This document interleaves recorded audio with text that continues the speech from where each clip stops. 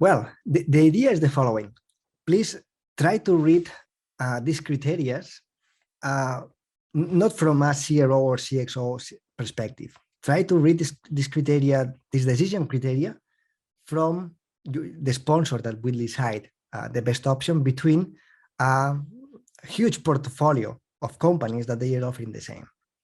Remember that we are talking about a forest that they are present nowadays worldwide, offering the same services, drug or preclinical or clinical phases, research and development, discovery. There are many, many logos. How we can be different? How we can create an added value going together? Well, first of all, let's start with CROs. Later on, we will go to the CMO concept, to the CDMO. Let's start with the CROs. The first thing is that if a sponsor is looking for a CRO, there are two main criteria to classify these CROs. They can look for specialized CROs, so they are demonstratable. They have papers, they have demonstrated in the portfolio that they have for different customers or previous experience, which kind of studies they are good, clinical trials or research or exploration, observational studies, or could be more general. Also could be also specialized in therapeutic areas. So maybe you can decide that you will be totally focused in oncology, for example. No? Well, this is one area. Companies could go or could look for specialized types of CRO services. This is something that you have to decide if you want to go in this direction, because other companies, when they are talking about exploratory drug discovery, they prefer to work with more general purposes in the CROs, because they are exploring and they prefer to have a broad perspective and experience in other kind of drugs processes. It depends a lot, but you need to know in advance which vision you want to sell, because that will be part of your marketing proposal to the market. The other topic is local or global. We will see that again, but this is a crucial point.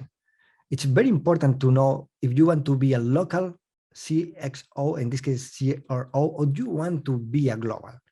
Usually, global companies, big ones, tend to be to work with large companies also, with big CXO, or at least with distributed CXO around the globe.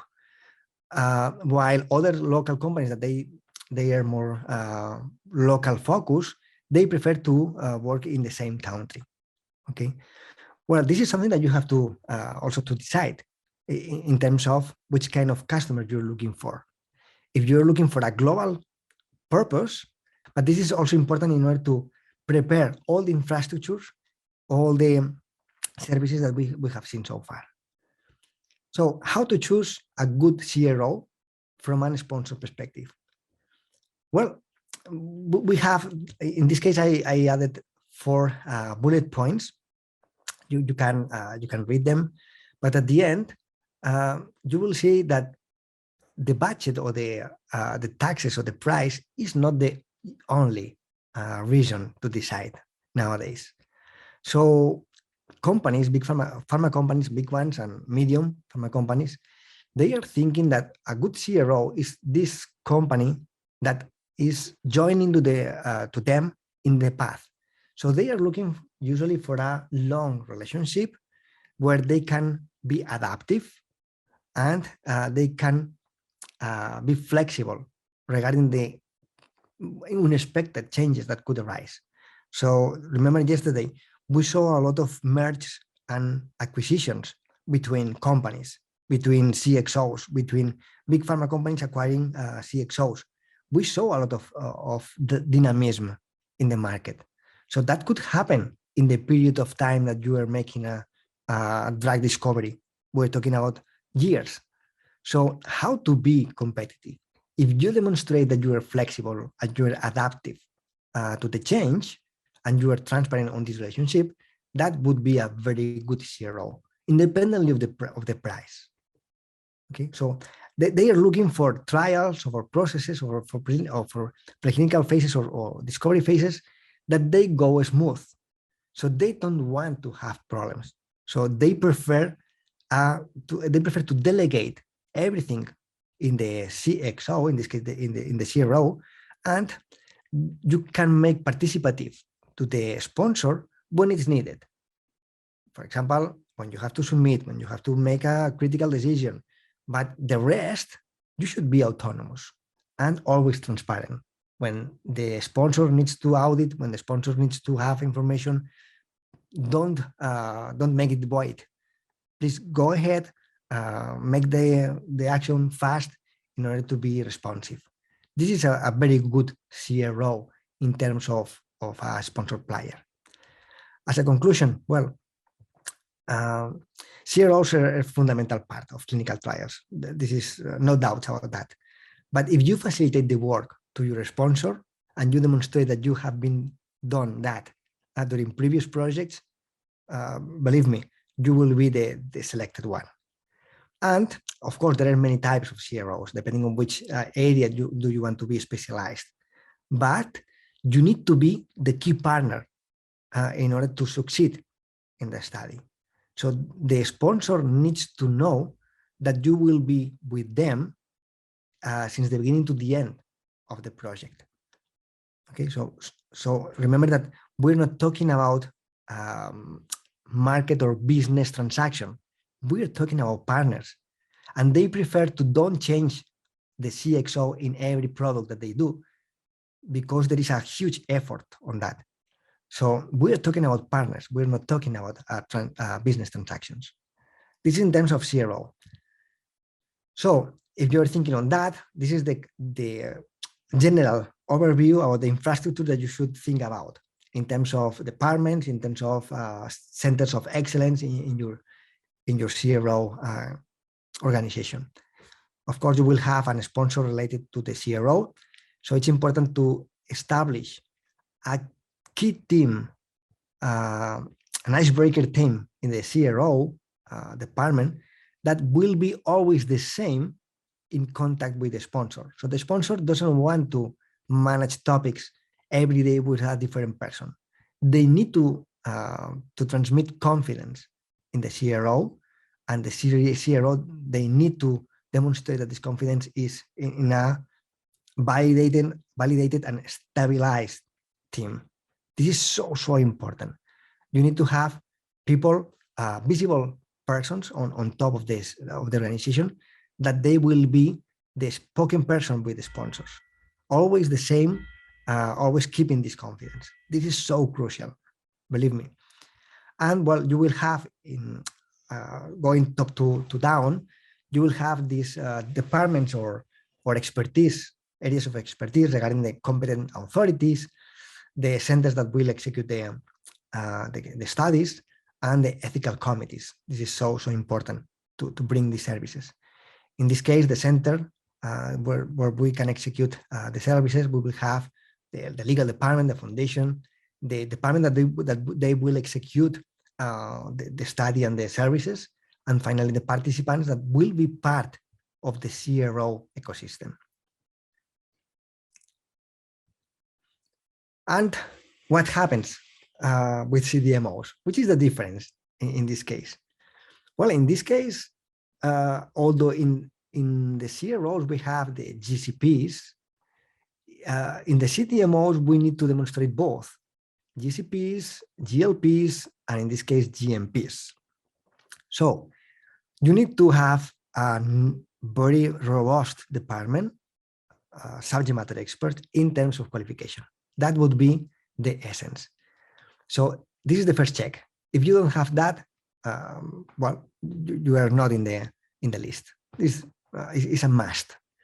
But later on, remember that we have to decide from a CRO perspective and CDMO perspective which kind of typology of services we want to offer: specialized, generic, local, or global.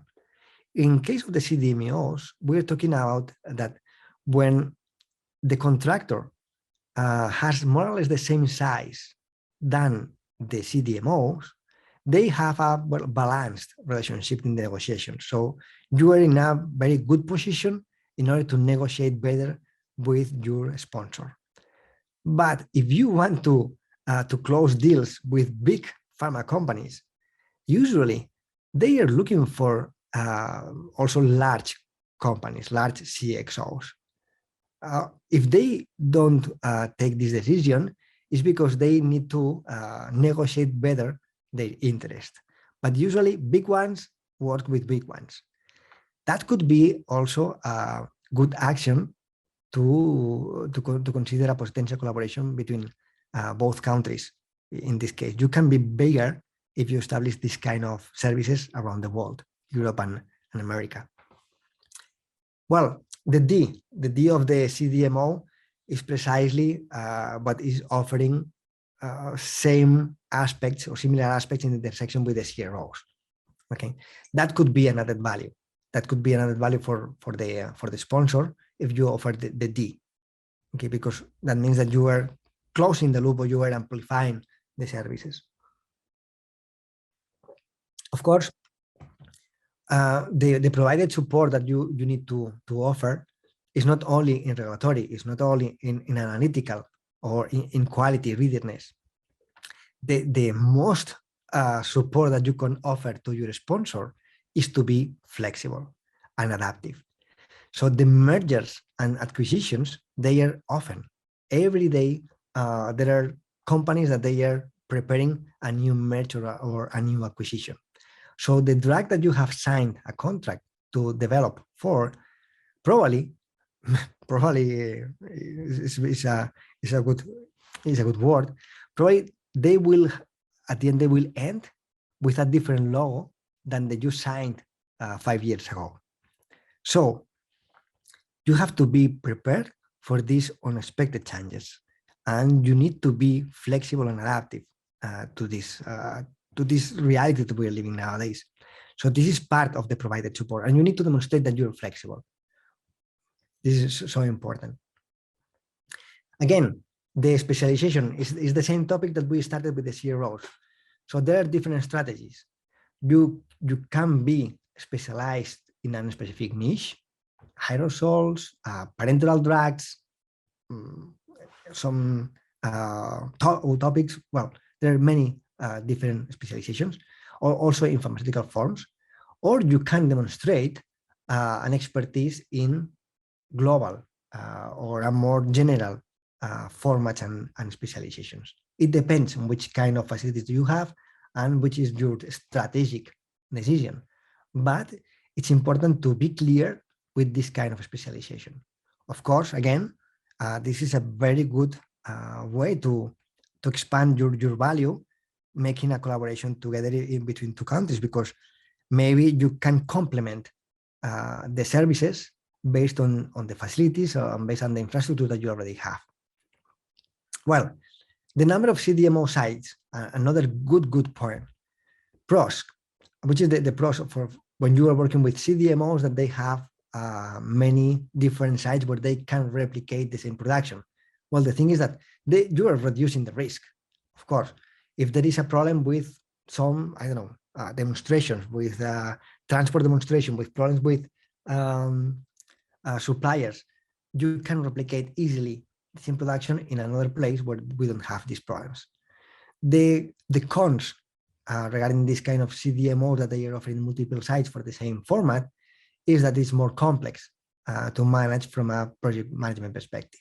Well, so if you transform these cons into an opportunity, explaining that the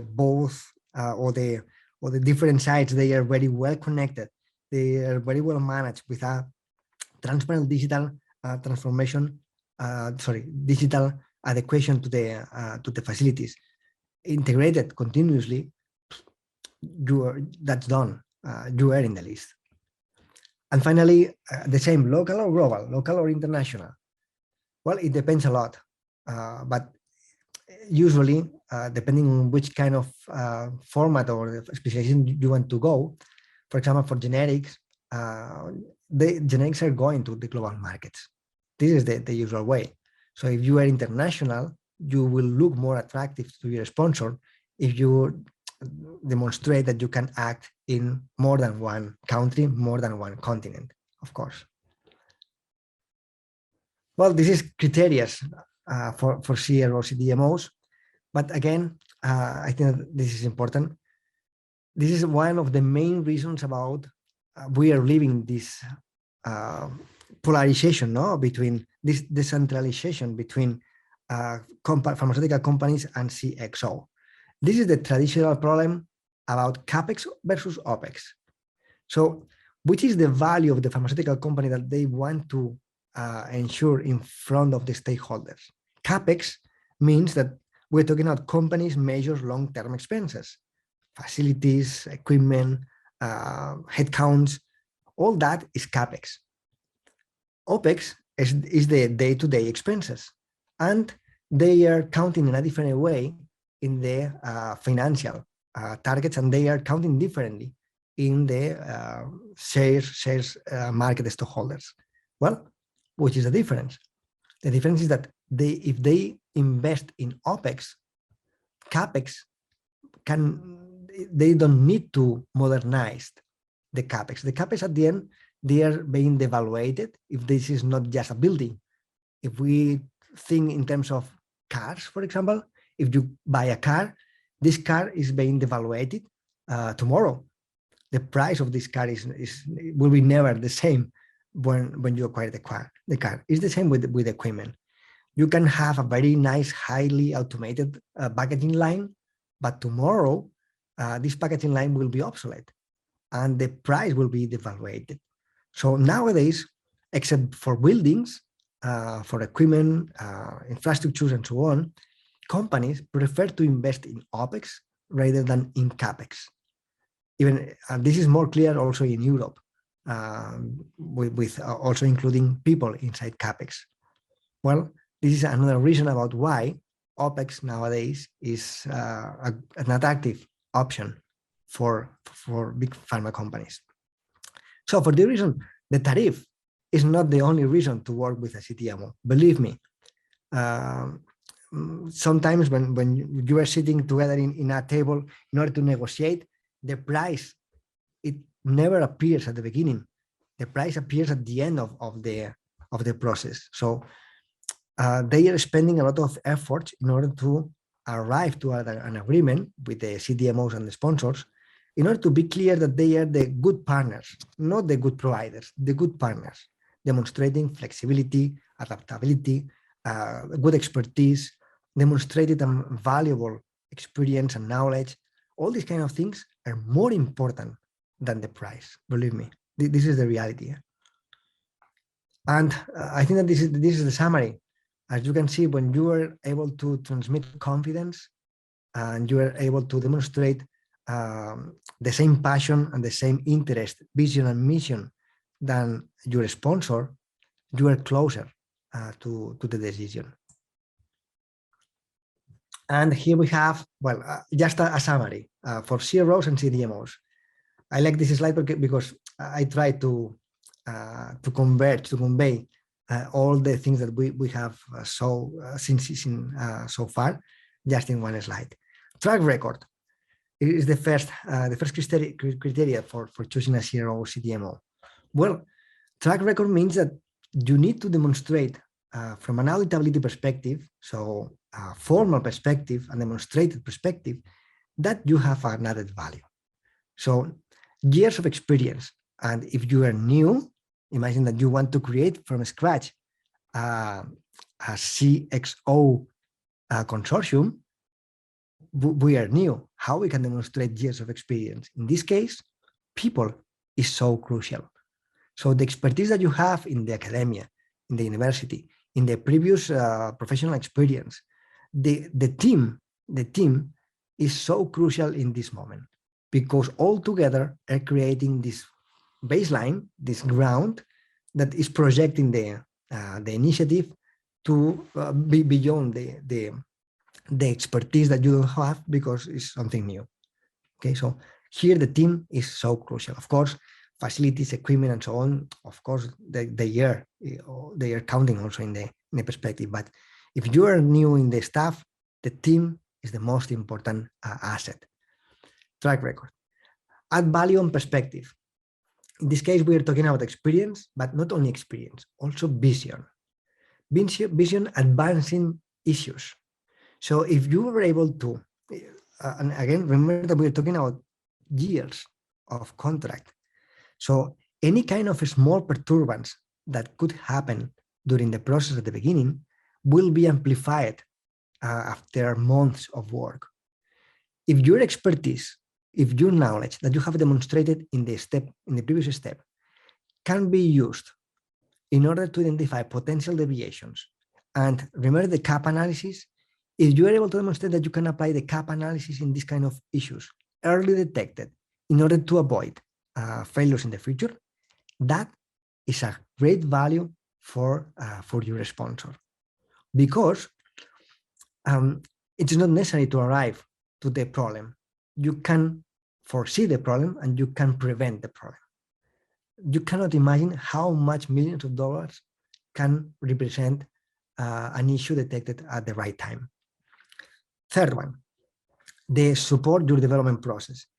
In this case, we were talking about the integration, the integrated project management and execution. So we're talking about equipment, personality, personal, quality,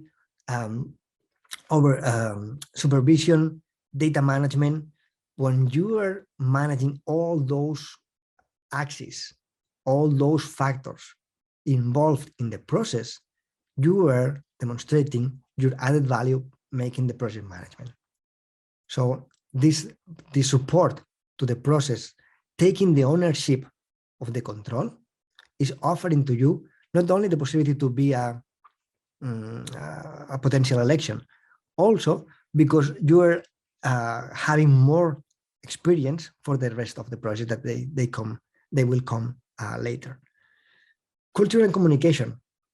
In this case, I think that I already mentioned that, but I will summarize this fourth criteria for choosing a CRO or CDMO when we talk about transparency, motivation, and alignment with the mission of your sponsor. So if you want, for example, imagine that you are very good in oncology and you decide to be specialized in this niche, oncology, and you demonstrate that you are participating in forums, events, congresses, supporting this topic in order to improve the society on this direction, this is a good point to be an elected CXO, in this case, for this niche. So transparency, motivation, and alignment with the motivation of your sponsor. And finally, again, well, the adaptability. So the world is changing continuously. So we need to be adaptive. We need to be flexible in regards of the unexpected changes that they will arise for sure. We were talking about years, and we saw in the previous slides yesterday that in the same year, the same company can be acquired or can acquire others. So the world is changing continually. So you need to be agile. Well, this is my 5 main criteria from a sponsor perspective. Now we can go to the to another visions. We talk about CROs, CDMOs. Let me highlight this interesting phrase. This is coming from the FDA. They published this development and approval process. This is the Bible. This is one of the 10 commandments that we have in pharmaceutical industry. But I think that it deserves to read this sentence. The FDA, to be honest, not only the FDA. We're talking about the PICS, we're talking about the ICH, we are talking about the EMA, also the Japanese, Anvisa is also in Brazil. They are also pushing on this direction. They need to modernize technologies in the pharmaceutical industry. So if we read the sentence, the flexibility in these regulations allows companies to use modern technologies and innovative approach to achieve higher quality through continual improvement. So important. So if the regulatory bodies, the authorities, they identify that the CXO are working in this modern way, not because it's fancy, not because it's a fashion way to proceed or to work with. It's because at the end, innovation and technology is helping in order to have safe and quality and efficient drugs. If you can demonstrate that, you are again more attractive. So this is in the introduction. So that means that it's a mandate for the FDA, and they are pushing on this direction. Okay, so now I would like to spend some minutes specifically in the M, in the manufacturing. I think that it makes sense to dedicate this time because we have not talked too much around the manufacturing. And I don't know which is your strategy or which is your vision regarding the CXO option, if you are considering also the manufacturing possibility as a service. But if you are in this position, I think that it makes sense to dedicate these slides.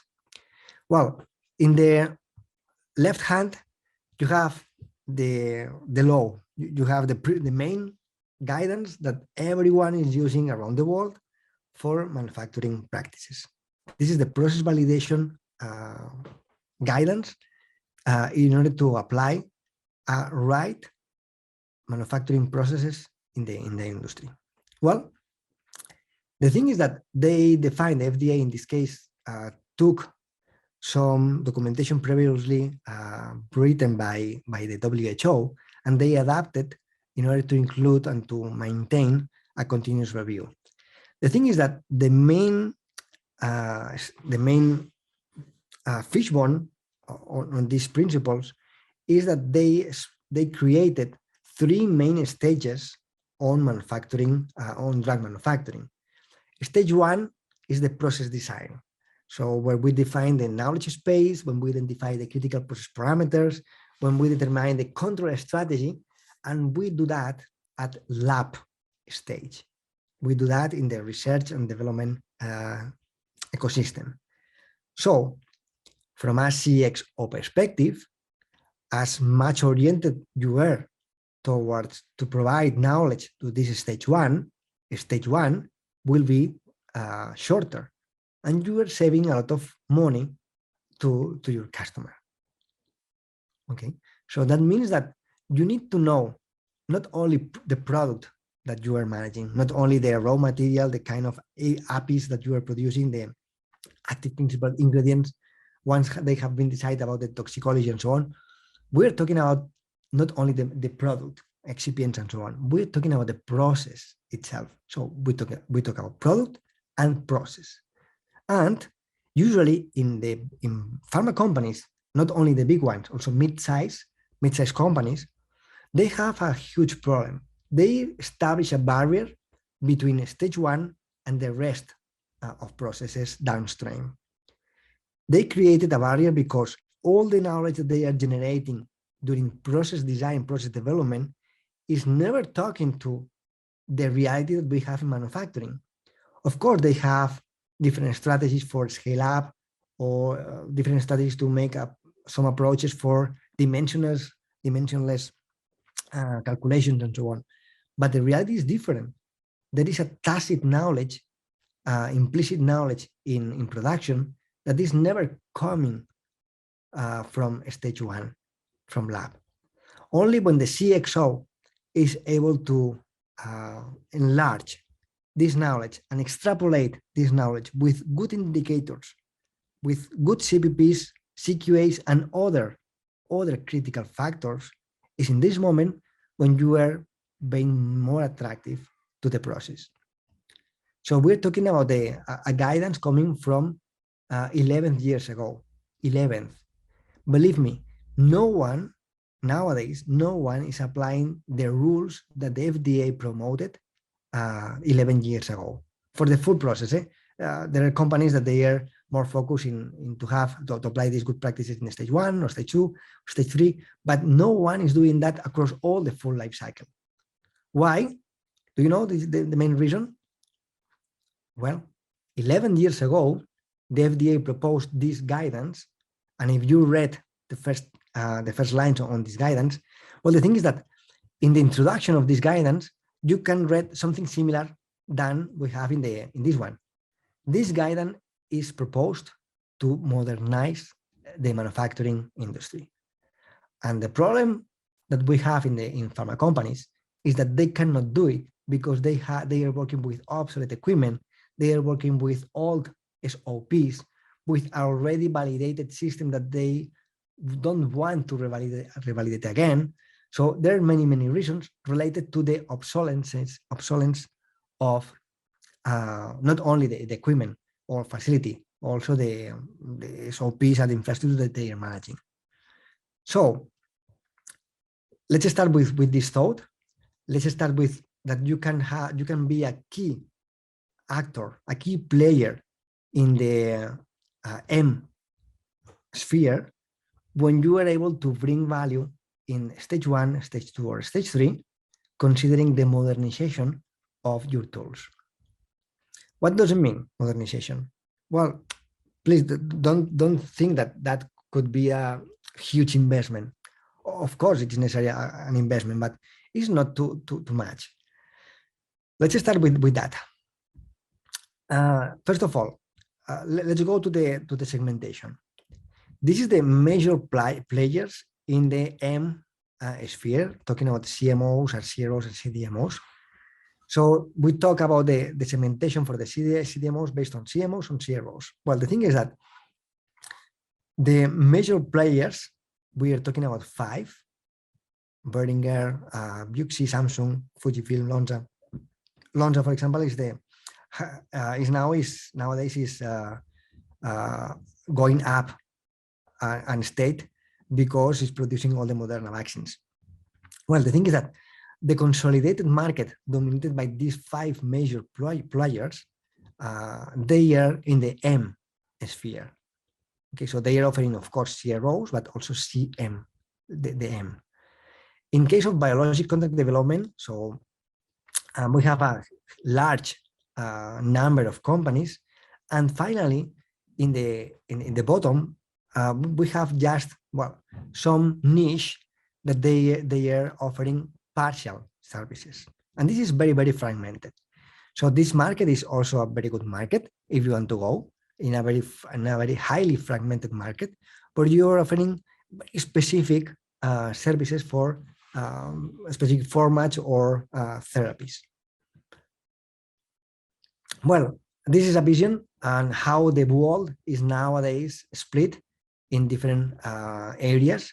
So we will see that in terms of services, nowadays, the biologicals, monoclonal antibodies, mammalian cells, recombinant biologics, the biologic service from a CDMO perspective is coming more and more important. The thing is that, of course, the generics and the small molecules, the classical, let me say, the classical pharma is also interesting because it's the most expanded market. But in terms of biologics, it's also very, very nice market that is nowadays is growing up. So it's a blue ocean. Nowadays, we're living a blue ocean in biologics for pharma because it requires to manage a huge complexity that pharmaceutical companies doesn't want to manage. And here you see the market, how the expectation, the expected growth rate by region we will have in the next 5 years. Well, it seems that Asia is a very, very good market to go. Asia is requiring every time more, requiring more services in biologics. And of course, I mentioned, of course, that the generics and the small molecules, this is a very good market. But biologicals, biosimilars, cell gene therapies, believe me, this is a fastest growth market that is becoming more and more important. Okay. The other one is the cancer. The cancer therapies, they are taking a lot of attention nowadays from the CXO perspective because there are some new molecular entities that has been already in process to be expanded coming from small molecules. So it means that cancer therapies and biologics will be the top demand the top requested services for pharmaceutical companies. Okay, here we have one of the main important US CXOs. Well, and challenges. This is the main challenges that we were talking about. This is just a summary. One of the main challenges is the amount of money that a new drug is required. So we were talking about billions. This is an average for normal and medium pharmaceutical companies that they decide to go to CXO. This is the number of years we already mentioned, but I think that this is important to think. Only the 10% of the drugs that they are coming to discovery and to preclinical, they at the end, they arrive to the human testing, only the 10%. And only one of these 5,000 drugs that we're starting arrives at the end to the final target in order to be commercialized. So that means that the failure, the ratio is very, very, very high. If you can reduce that, or you can reduce the time in order to say or to define a failure in this drug, you are saving, you are paying a lot of service to your sponsor. So this is the lost revenue once the drug has been approved by the regulatory bodies. This is the revenue that pharma companies are losing for each day that the drug manufacturing is delayed, because competitors, because expirations, because controls. This is the amount of money in average. And I like this figure. Only the 3% of the participants in oncology clinical trials, they got cancer. So it seems that the samples that we are using, they are not very good representative. Another one, the 80% of the clinical trials that fail to meet their enrollment timelines. This is a huge number of clinical trials that they are failing. And this is more related with the transparency and the official information. But I think that this is the challenges that the big pharma companies, they are facing today, and that they are trying to find a solution in CXO. Coming back again to the challenges, I would like to start this part with one question to you. Do you think that from these 5,000 in average, for these 5,000 of initial experiments, drugs that they are in discovery process, we arrive only to 5 that arrive into human trials? Do you think that this is because the molecules or the formats or the toxicology or the adverse effects are the main reason for this funnel? Do you think that this is the main reason for to have failures in the discovery process? Well, the reality is not this one. The reality is that more clinical trials are not good defined and not well designed. And this is the reality. The up to 75% of the trials don't reach the participant enrollment targets.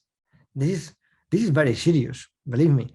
When we are talking about cancer trials, only the 3% of the patients that they are the participants that they are participating in the trial, they have cancer. Only the 3% when we are making oncology trials.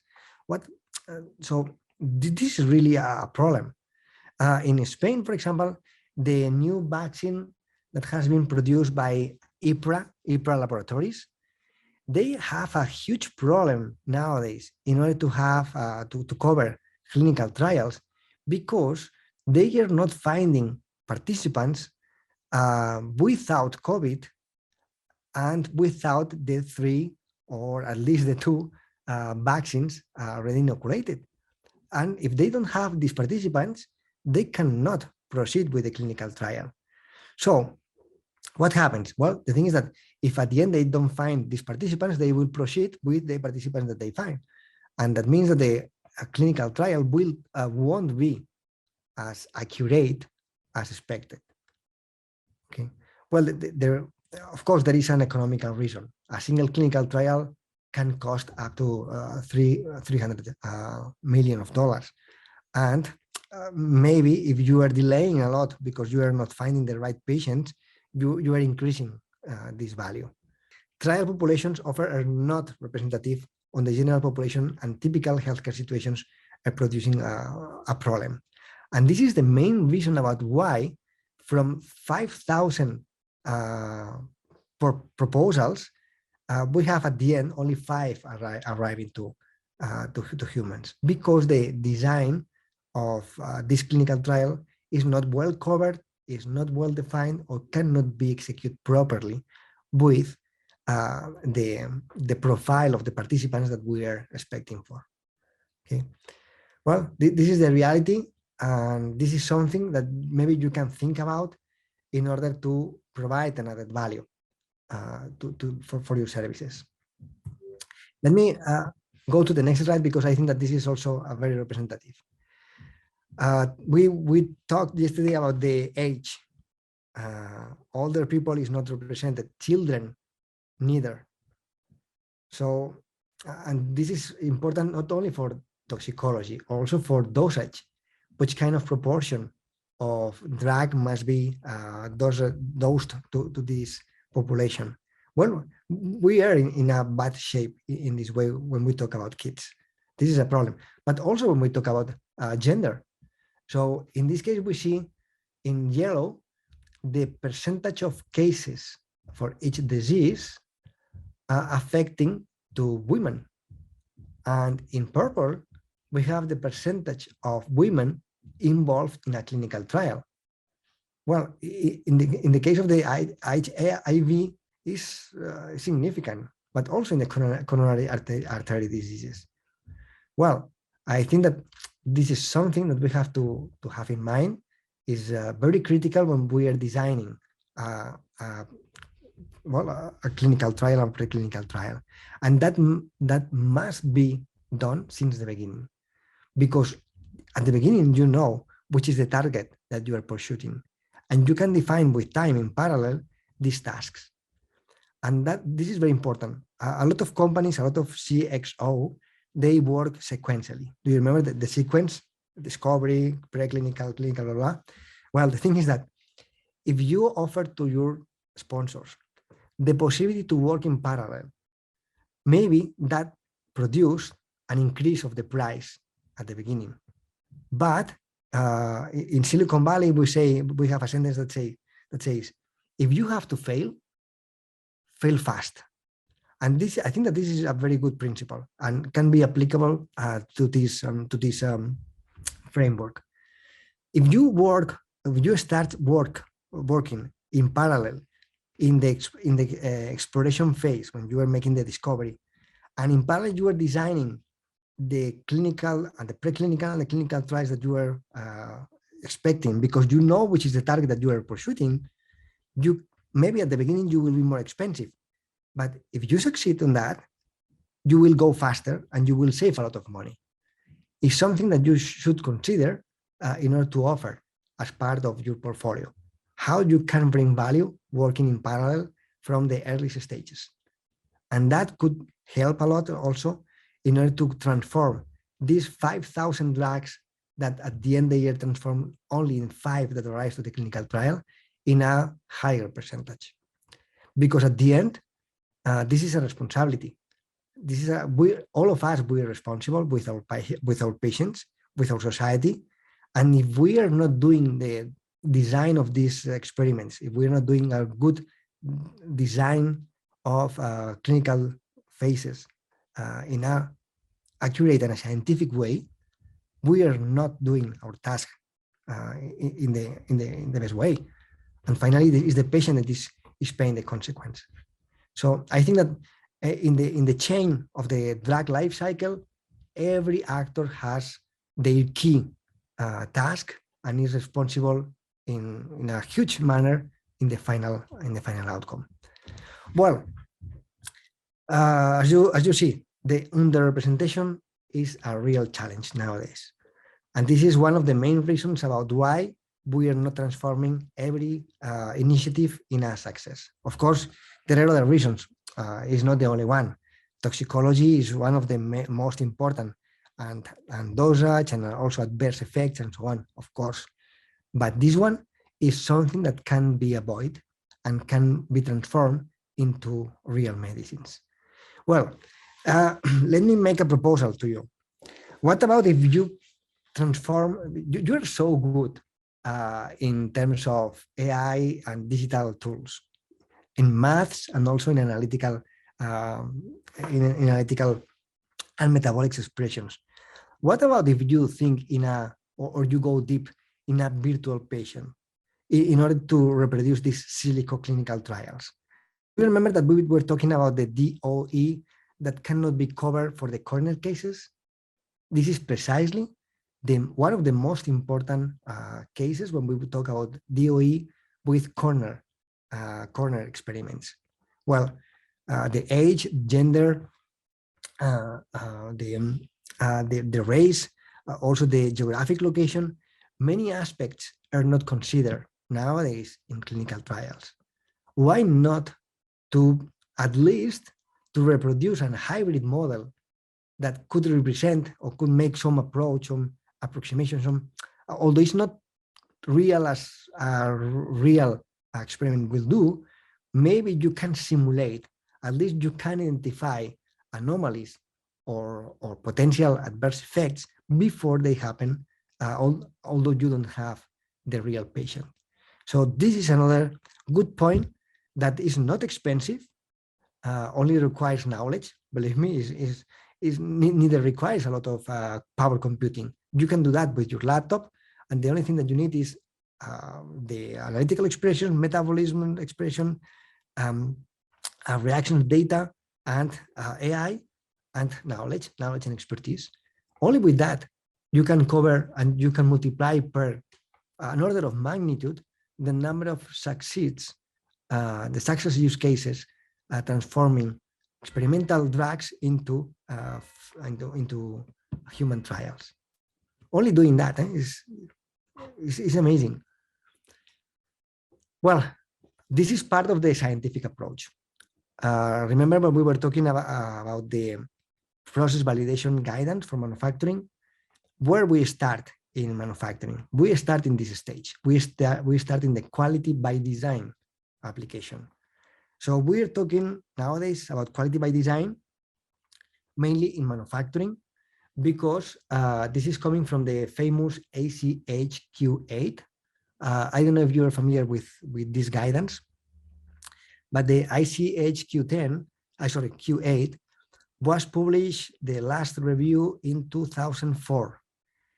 Well, the thing is that in 2004, the FDA adopted this guidance as a standard way to work in the stage one of the manufacturing, considering scientific approach for data. Data not only coming from the product, also coming from the process. What does it mean? Traditionally, in the lab, in the early stages, when we are talking about the exploration, discovery phases, and we move this knowledge to the stage one in process development, in product and process development, we are talking just about the small scales. We're talking about critical process parameters based on small and never large scales in conditions that they are not real when we go to production. We are considering lab environment. We are considering lab conditions.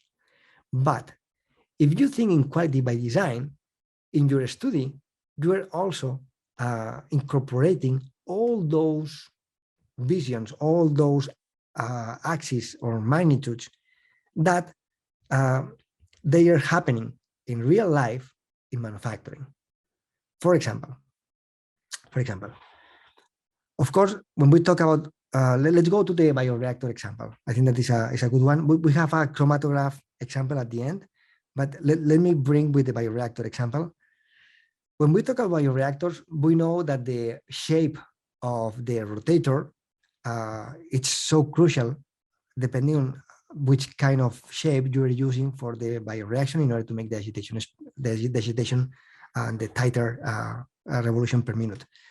Well, the thing is that No one at the research level are considering how the CQAs could be affected by the shape of the rotator. They are only considering, or they are splitting the interest or the efforts or the control between process and product. The thing is that in 2004, when the ICH published the Q8 guidelines, they established that process and product are equivalent.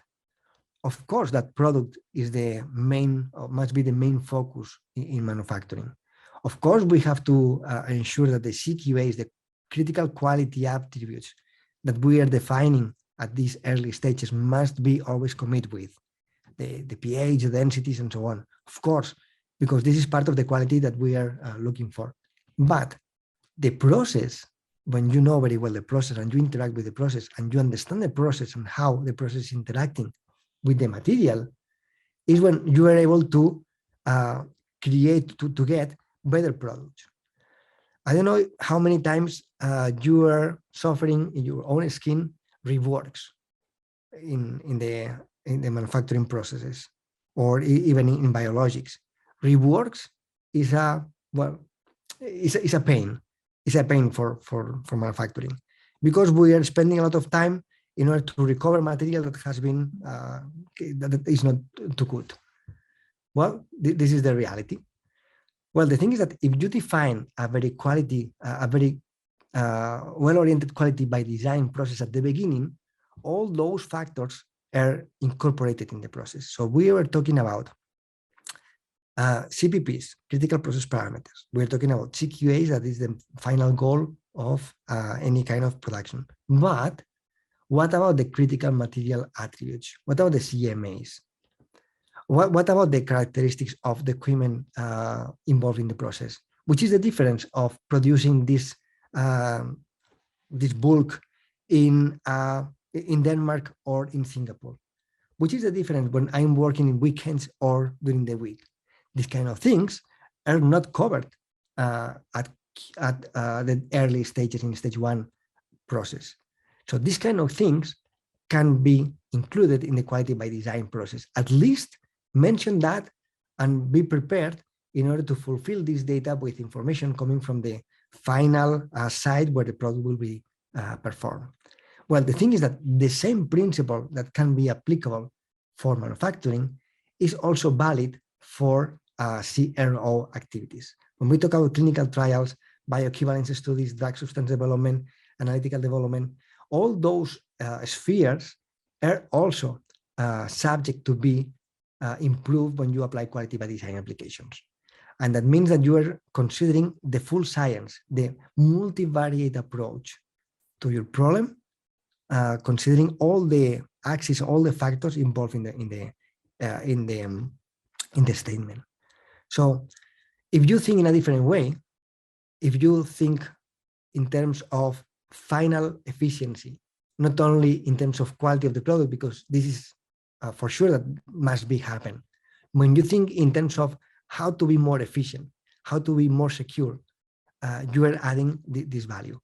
Remember the example of the two companies that they are transporting the package from your home to your friend is very valid here. When you design during the process how to interact with the journey, how to be better, how to improve the process continuously, you are bringing value at the end, although the outcome is the same. You will deliver a well and satisfied drug. This is the final outcome. But in the middle of the journey, it counts a lot. It counts a lot. So applying a scientific approach, the same scientific approach that the FDA promoted in the QBD, in the quality by design, when you apply that in the early stages, that brings a lot of value during the process. And in the same way, I would like to show you this concept, because I think that this is so clear and it makes sense regarding this discourse. We were talking about a connected plan. When I made some presentations regarding the Pharma 4.0, Pharma 4.0, people think that if they have everything connected, if they have all the records already digitalized in a database, if they can access to the system, they think that this is all they can do in order to get a Pharma 4.0 concept, the fourth industrial revolution implementation. Well, that's not true. That's not true. You can have everything connected. You can have very nice monitors in your site controlling your process. You can have all the studies in your system very well recorded. But if you are not able to predict, to prevent issues, you are not doing Pharma 4.0. You are not aligned with the Industry 4.0 principle. Why? Remember when we were talking about the CAP analysis? I think that it was the third principle about why a sponsor can decide for a CRO or a CMO. When you are able to anticipate potential problems, potential failures before they happen, you are adding value. It's in this moment when you are acting in a 4.0 attitude. And this is the main difference. Not only having an amazing digitalization in your site or in your lab or in your system or in your SOPs means that you are Pharma 4.0 compliant or aligned. When you are able to extract this knowledge, transform this knowledge into action, when you are adding this value. At the end, the fourth industrial revolution is requesting this digitalization, not because everything must be digitalized. No, remember, we have a mission. Patients are our mission. The mission is always to make better drugs, to be more efficient, to arrive at the right time with the right drug to the right patient. So if we are able to apply this knowledge, this science, in order to predict or to define a better clinical trial, if we are able to recombine molecules in the bibliography and to find adverse effects before to go to clinical trials, everything that we can prevent in terms of failures or wrong results are adding value to the chain, not only for your customer, of course, for your customer for sure, but also for the final consumer, that is the patient. So that means that automation is not only connect things, connect system, connect equipment, connect data sources. It's not only that. So it means that we have to transform this information into knowledge. I hope that this vision helps a little bit, because once people is aggregating these concepts in their tasks, in their daily tasks, they are able to have collateral benefits. For example, energy savings, or reliability, or a better quality and production. Why? Because they are not differentiating between process and product. CPPs and CQAs, they are their responsibility for all the teams in the company. So traditionally, lab is only taking care about CQAs, and process or manufacturing executions, they are only responsible for the efficiency of the machinery, the equipment, the turns, the shifts. This is not true. CPPs, CQAs, CMAs, all these acronyms are responsibility of all the company.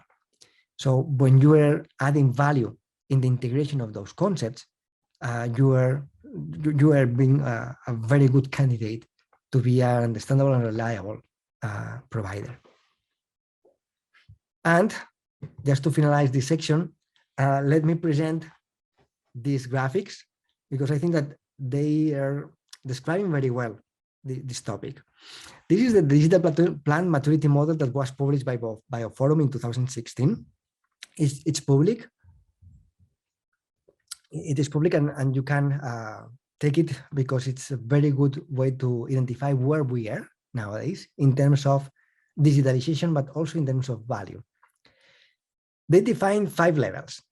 The first level of maturity for a company, we can say a company CXO, we can say this company like a pharma company.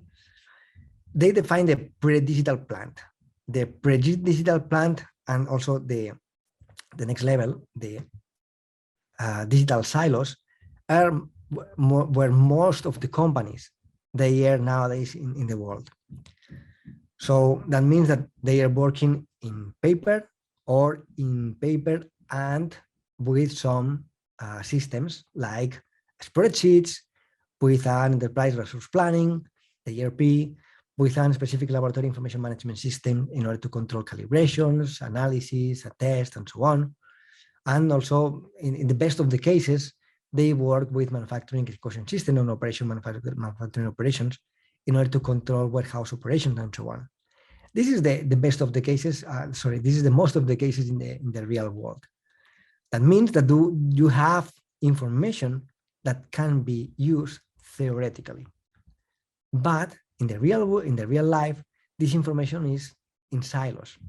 So they are never being communicated. They are never merged with other sources of information. And for the reason they are producing just more noise, let me say, or more siloed ecosystems that cannot be replicated, cannot be reused. So of course that the laboratory tasks, they will be more efficient because they can calibrate better, they have their calendars, they will have the tests where they can make statistics. But what about MES control and LIMS? What about the in-process controls or these controls in lab that they must be during the production? How we can improve that? Or how we can connect the scheduling with the laboratory tasks if they are not connected? These kind of things, they're happening nowadays. And this is something that are a negative point, they are producing a negative view from a sponsor perspective, because although they are not good on that, they are requesting that, or they prefer to work with CXO that they have these silos already connected. Well, the thing is that once you have, imagine that you are able to connect everything. So now we are in the level 3 of the digital maturity plant that the Bioforum foresee 6 years ago. The thing is that if you are able to connect this data silos and you made an effort, you are now in the right journey, in the right path in order to apply discovery. But it's not the classical discovery in terms of drug discovery. We're talking about discovery of emergent knowledge that you didn't know before because the systems were not connected. So discovery means how we can be better producing, I don't know, this pomade or this powder or these pills, how we can be better if, for example, the machinery is stopped when I'm making the batch changeover, or if we are doing the line clearance process in a packaging line, how we can improve this process, how we can be more efficient. Because if I reduce the time, that means that I can be more competitive in terms of price and also in timing for delivering. Well, these kind of things only happen with in two different ways. If you are not digitalized and you are not connected, you're not digital connected, you can be better because there is a tacit knowledge in the subject matter experts in your teams. You can ask to the most clever guy in the team about how to solve this problem. But if you cannot rely in the holidays of this guy that has this knowledge, you can do that scientifically using digital technologies, making crunching on numbers, making AI, or sometimes just making classical statistics. This is what happens in the next level. When we talk about level 4 or level 5, means that we are able to integrate all this knowledge, not from a human perspective. We're able to integrate all this knowledge from a full contextualized perspective. So that means that you are not differentiating between process and product. You are not differentiating between facility and warehouse. You are not differentiating between equipment and material. Everything is connected. And in this way, any kind of change that could happen, for example, in the change of supplier for this raw material, you can evaluate which is the impact that this change on the supplier can have in any process downstream of the chain, of the drug chain. So this is something that is happening nowadays. And although pharma companies, they are not able to apply that because they are working with obsolete equipment or obsolete SOPs, they are requesting that to their CXO because regulatory bodies, the authorities, they are requesting that as a mandate in order to be modernized. So could you see the difference? Big pharma companies or pharma companies, they are not modernizing their systems, their lines, but they are requesting that to their CXOs because the authorities, they are demanding that. So it's a very complex situation, and this is also an opportunity to be attractive for the sponsors. Well, it seems a little bit contradictory, but this is the reality. So if you have to decide between a highly automated car and another one that is not incorporating GPS and some computing in the board, which one you will decide if the price is similar? And at the end, the final goal is to be transported from one point to another point. The outcome is the same, can be delivered the same result from two different cars. But the journey, if you can enjoy the journey and the journey is smooth, you will decide for the most competitive company. So it's the same example.